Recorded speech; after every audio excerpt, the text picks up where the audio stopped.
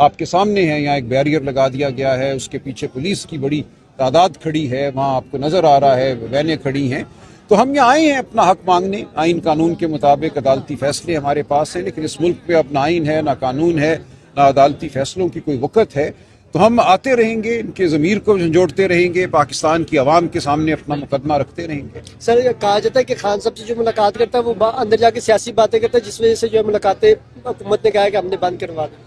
نہیں، یہ کوئی وجہ نہیں ہے، یہ کوئی جواز نہیں ہے کہ آپ بہنوں کو نہ ملنے دیں، وکلاء کو نہ ملنے دیں اور خان صاحب کے خلاف مقدمات چلائیں۔ خان صاحب کا حق ہے، دنیا جہاں میں یہ ہو نہیں سکتا کہ ایک شخص کے خلاف مقدمہ چلے، ایک نہیں سینکڑوں مقدمے چلیں اور وہ اپنے وکلاء سے مل نہ سکے۔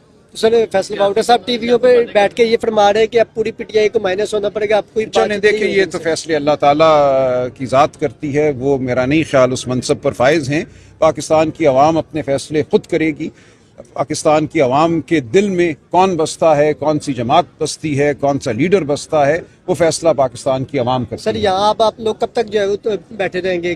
اگر کوئی آپ کو یقین دہانی کروائی تو آپ دھرنا یہ دیکھیں، یہ بہنوں کا فیصلہ ہوگا، ہم تو بہنوں کے ساتھ آئے ہیں، بہنوں کا کے لیے ہم پہرا بھی دیں گے۔ یہاں یہ بڑی تعداد میں دوست کھڑے ہیں اور انشاءاللہ ہم منظم طریقے سے، پرامن طریقے سے بہنوں کے ساتھ یہاں کھڑے رہیں گے۔ سر یہاں ورکر ایسے بھی موجود ہیں جنہوں نے کھانے کا بندوبست اپنے ساتھ ہی کیا ہوا ہے، کملے وغیرہ بھی لے کر آئے ہیں، کیونکہ اگر جو ہے وہ یہاں بیٹھنا پڑتا ہے تو وہ بیٹھیں گے بھی۔ تو کیا لگتا ہے کہ بیٹھنے کا کوئی ارادہ ہے اڈیالہ جیل کے بعد؟ دیکھیں، میں نے عرض کیا نا کہ یہ بہنیں فیصلہ کریں گی اور ہم ان کے ساتھ کھڑے رہیں گے۔ اجازت نہیں ملتی تو کیا